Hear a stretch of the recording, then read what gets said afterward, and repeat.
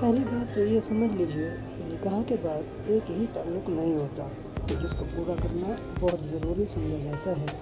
یعنی صرف دو جسموں کے ملاپ کا نام نکاح نہیں ہے، بلکہ یہ دو زندگیوں کو ایک کرنے کا نام ہے، پوری زندگی کو خوش اسلوبی کے ساتھ نبھانے کا نام ہے، نسلوں کو پروان چڑھانے کا نام ہے، دو خاندانوں کو جوڑنے کا نام ہے۔ نکاح کے فوراً بعد اگر آپ نے سہاگ رات کے عمل کو پورا نہیں کیا تو آپ گنہگار ٹھہریں گے، ایسا ہرگز نہیں ہے۔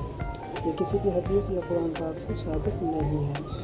آپ بھی اس معاشرے میں رہتے ہیں اور آپ یہ بھی جانتے ہیں کہ کبھی کبھار ایسا بھی ہوتا ہے کہ منکوحہ کافی کم عمر ہوتی ہے، جس کی وجہ سے اسے اس عمل تک آنے میں دشواری کا سامنا ہوتا ہے۔ ایک عجیب سا ڈر محسوس ہوتا ہے کہ پتہ نہیں کیا ہوگا میرے ساتھ، یا کیا ہونے والا ہے، کیسے ہوگا، کب تک ہوگا، وغیرہ وغیرہ۔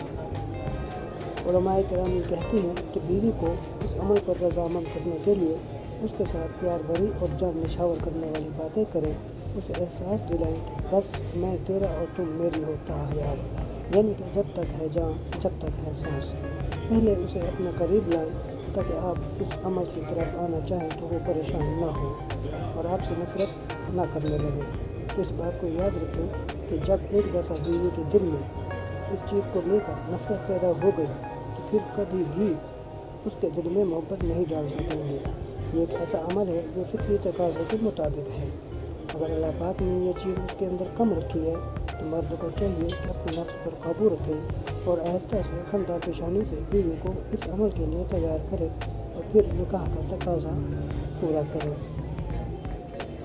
نکاح کے بعد اگر تربت نہیں ہوئی کسی بھی وجہ سے تو اس طرح کئی بار برباد بھی ہوئے ہیں، کیونکہ مرد اپنے آپ پر قابو نہیں رکھتا، جس وجہ سے ان کی زندگی میں اس قسم کے مسئلے مسائل چل لیتے ہیں۔ اس لیے ہمیں ان باتوں کے متعلق اچھی طرح سے آگاہی حاصل کر لینی چاہیے اور اس کے بعد اس پر عمل خود بھی کریں اور دوسروں کو بھی اس کی تعلیم اور تربیت دینی لازمی ہے، تاکہ آپ کی وجہ سے کسی کی زندگی بن جائے۔ تو اس سے اچھا کیا ہوگا؟